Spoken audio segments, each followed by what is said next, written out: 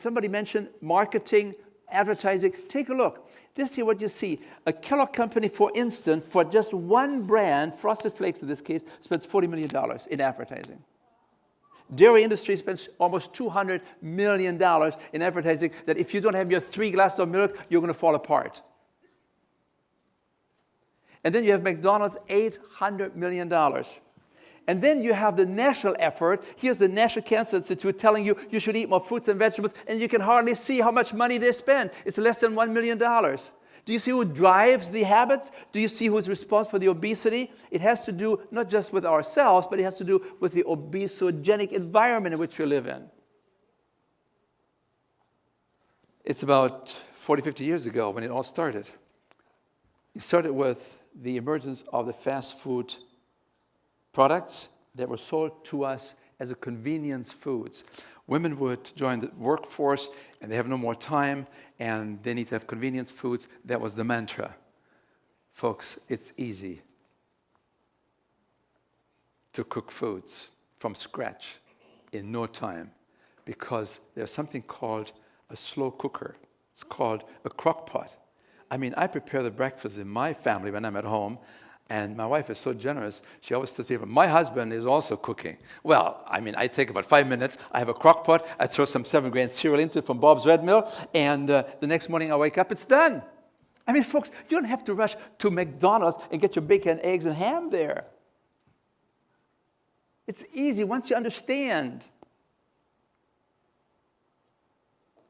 that you see the dramatic change that has happened. This is the most important slide this morning for your consideration. And it has to do with the macronutrient distribution that the former speaker talked about. This is the key issue, macronutrient distribution. And macronutrients means the distribution of fat, of protein, of sugar, and starch, the distribution.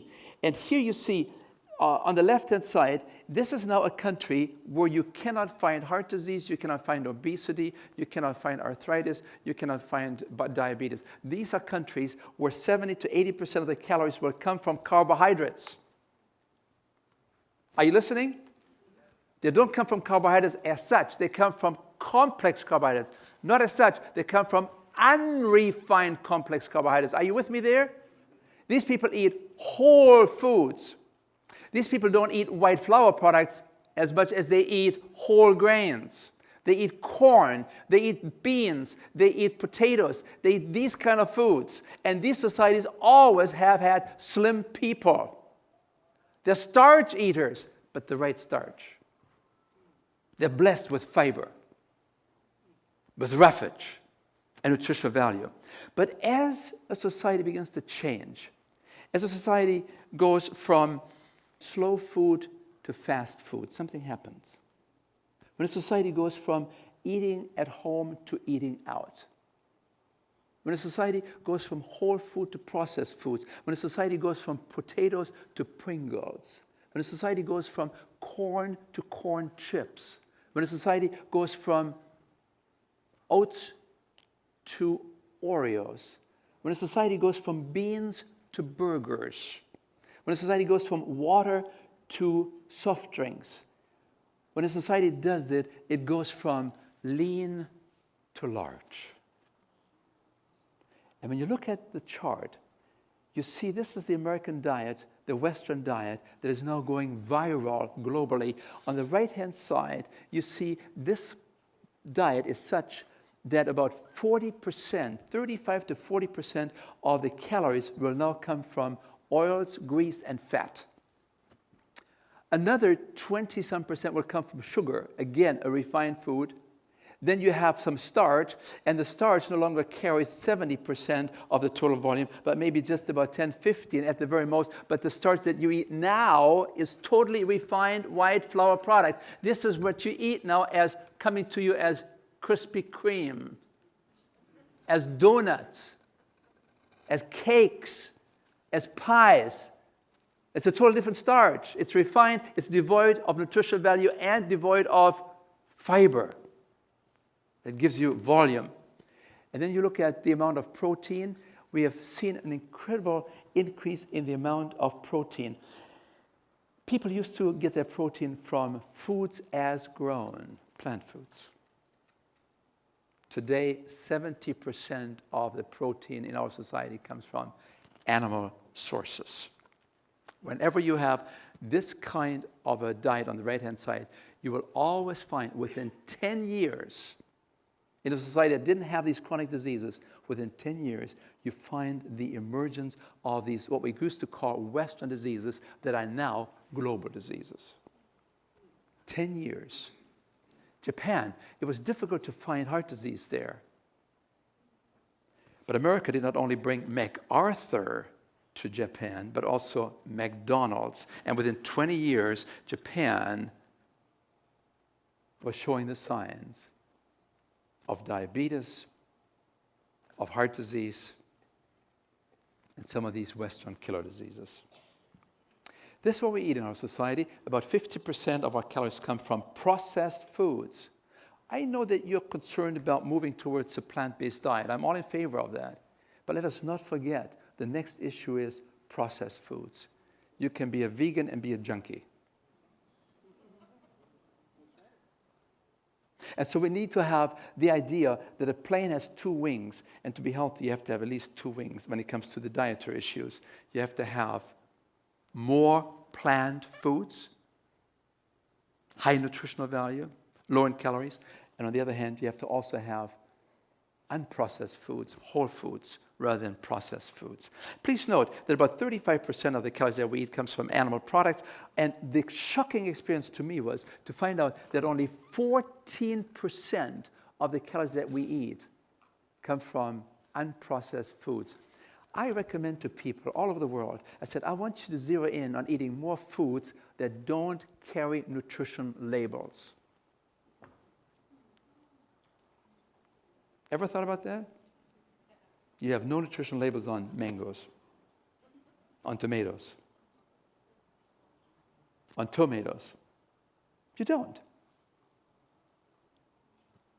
And you say, well, there are no nutrition labels on meat either. True. Because the industry has resisted that. They didn't want you to know that when you have a sirloin steak, that's 75% fat.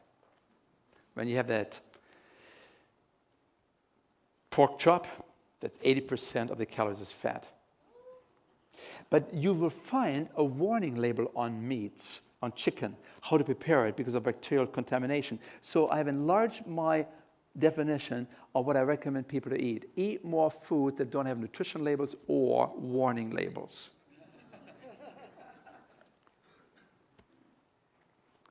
We need to increase that minority role of fruits, vegetables, whole grains and legumes, and perhaps a few nuts and seeds. We need to increase this to more like 60, 70%.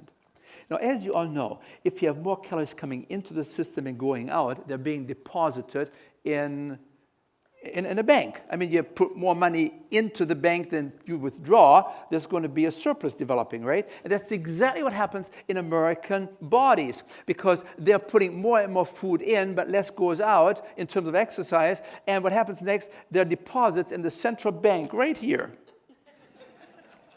And after a while, the central bank is no longer sufficient, and it has to set up branch offices in different parts of the body. And now you become really, really concerned about this. I mean, think about all the things, how we're being seduced, how easy it is. You have the television on. The television, the breaks are always there, and we talked about that already. There's always food being advertised much of the time, and then some medications. And you know, when these advertisements, the ads come on, you see millions of feet shuffling in the direction of the kitchen. Did you know that the ads are always louder in volume because I think they all know that you're leaving? And what do? You look for your carrot sticks and for your celery sticks. You better come in crinkly bags, right? And today we begin to realize that there is a lot of snacking taking place. I think somebody said to me, I just eat one meal a day. I said, really? Yeah, I eat all day long. I'm a grazer. I go from patch to patch all day long, and it became very obvious what had happened. So we need to begin to understand that once you have accumulated 3,500 calories, on the average, you probably have put on 1 extra pound of fat. And so when we become aware, you lose some of your agility, you begin to realize after a while you can't see your toes anymore. You can't bend down anymore. And you begin to realize, I need to do something about this. And then you check out the power lane as you go through the shopping place, the food market. And they're all there. 7 pounds in 7 days, 14 pounds in 2 weeks. They're all there. The latest diet is advertised there. First it was the grape nut diet, and then they begin to realize maybe you should give it a more credible name. We call it the Mayo grape nut diet. And so people eat grape nuts and grape nuts and grape nuts, and guess what? They lose the weight. And after 2, 3, 4 weeks, they have put all their large clothes on one side of the closet already because I'm going to be swelty. And then after 4, 5, 6 weeks, it's all back up again. And so they said, this really didn't work too well. And so now they see the new advertisement there as you pass the shelves there. And now they're advertising the grapefruit diet. Now this is the UCLA grapefruit diet. And what you do, you eat grapefruits and grapefruits and grapefruits and grapefruits. They're coming out of your ears. And guess what? After 4 weeks, you have lost 30 pounds. Wow, it really works. And again, I'm going to be lean. I found the answer. But these are diets that are based on monotony. You cannot live on these diets. This is a temporary thing. And so the diet will fall by the wayside, and a new diet comes in, right? And this time it's the grape diet, the green grape diet. And it has all kinds of, Dr. Oz is recommending it, let's just say. And you say, no, that must be right. And then it's on Oprah. Oh, that must be right. The green grape diet. And you eat grapes and grapes and grapes and grapes, and you're losing the weight. And all you get out of it, when you look back, you get sour grapes. And you say, there's something wrong with me. I mean, how come I don't seem to be able to do it? It must be my gland. Well, it can be the gland sometimes, In 2% of people that have thyroid function problems, you better get that squared away first before you try to lose weight, because otherwise your efforts will not materialize at all. So thyroid problems sometimes can be a case, but it's only 2% of the people that are struggling with overweight. But then you say, well, maybe it's not the thyroid gland, maybe it's the salivary gland. You love to eat. And so I talked to you about it. Do you love to eat? Oh, I don't eat very much. I mean, I don't know how I gain this weight. It must be in the air somehow. It doesn't work for me. I mean, I eat like a bird, and what kind of a bird are you? A vulture?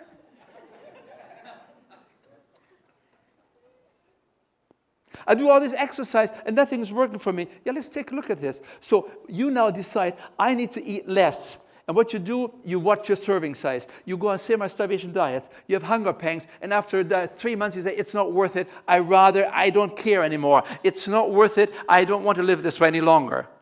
And then somebody says, oh, you need to exercise. So what do you think you do? You get into, that's right. You go on some of the television programs there, exercise, and you say, exercise is the answer. I mean, you see it, the big losers, right? But you don't realize that they're exercising 10 hours a day because they want to be the biggest loser. So here, I have these 2 ladies coming to me. They're in my age, 70 years of age. So they come to me and said, Doctor, I like to lose some weight, but I don't want to change my diet. I said, that's fine. You want to exercise? Yes. Can you give me a prescription? So I give them a prescription for the next 5 months. I said, I want you to walk every day, 6 times a week, from the medical center all the way to Stater Brothers, the store where you buy food. Okay, now I want you to go back and forth and do it 6 times a week.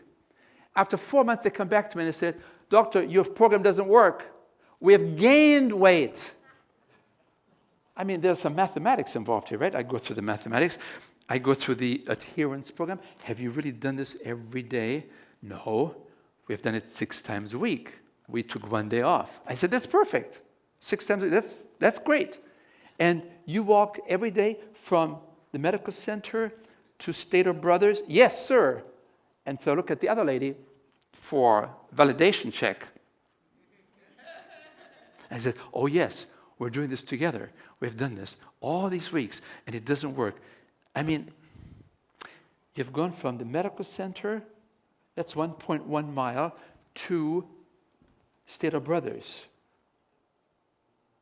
Now, when you go to Stater Brothers, then you turn around? Well, we go inside. And what do you do there? Oh, we have a Krispy Kreme.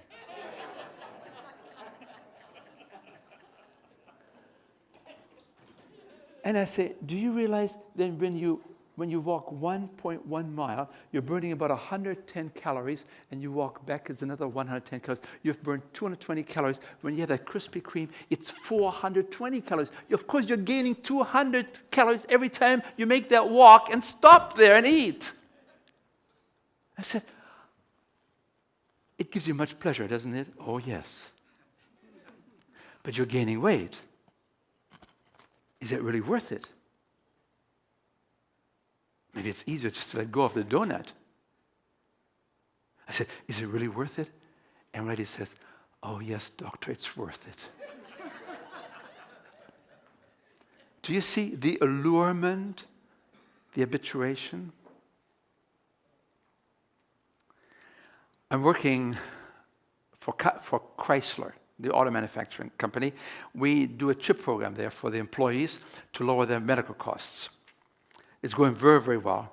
I spent several months there. It's a great joy to me to empower these people to begin to shift towards a dietary program that doesn't have nutrition labels or warning labels, and get into a daily walking program and just to learn how to handle stress, stop smoking, and just be a nicer person. But I made a mistake. I kind of mentioned to them that I love M&Ms. And so I get a package at the hotel. And it's wrapped in this duct tape. So I know it's an engineer that is sending this. Only engineers do these kind of things. So I have to first work hard to get to this little package, and inside a packet of M&M and a note. We challenge you. 1 M&M a day.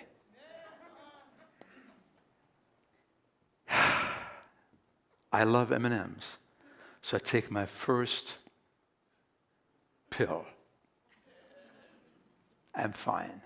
The next morning I wake up and I see the M&Ms. I've poured them all out on the night table, and there were 96 initially. Now it's only 95, right? So I have another 95 days to do this. So it's 95 M&Ms there on the night table. I have another one a day, right? And I feel so good I can go to work now. I'm doing fine because I had my little fix. I come home at night at 10 o'clock. I'm tired. I'm exhausted. I invest myself in the mental struggle of helping people to make some good choices. And then I begin to feel sorry for myself. Why am I doing this? I mean, I have a beautiful wife back in Loma Linda in Southern California. I have 2 children. Why am I doing this kind of thing? And I feel sorry for myself. I feel really sorry for myself. And I said, I should stop this. This is nonsense. But there's my M&M. I'll be okay now. Okay? And I'm reaching out for my M&M because I'm okay now. And some little voice says to me, didn't you have one this morning? I said, no, I didn't. Yes, you did. No, you did. And I begin to become very confused. And then I said, well, I can figure that out. I just count the M&Ms. So I count all the M&Ms, right? There were 96 before. I'd taken 2 already, right? So it's 94 now, right? 96, 94. So I count all the M&Ms, but my mind tells me I didn't have one in the morning, so there should be 95. I count all the M&Ms, and then 94, I said, I counted it wrong. So I begin to take them 2 halves, and I count 47 and 47. It is still 94. I must have had, no, you counted wrong again. So I divide them one more time, a quarter, and I add them all up. It's still 94. Do you see? That's the addiction that we have, and it has to do with our feelings. Why do we eat? Feelings, big time. We celebrate with food. We take care of our disappointments with food. We overdose on food. We celebrate the most important high days of our lives, from the baptism of a child all the way to the funeral, with the worst foods that we probably could choose. The wedding cake. It's not an easy way. And something else, when you go shopping, whatever you put into that cart and you bring home, you're going to eat. Be careful what you put to this shopping cart.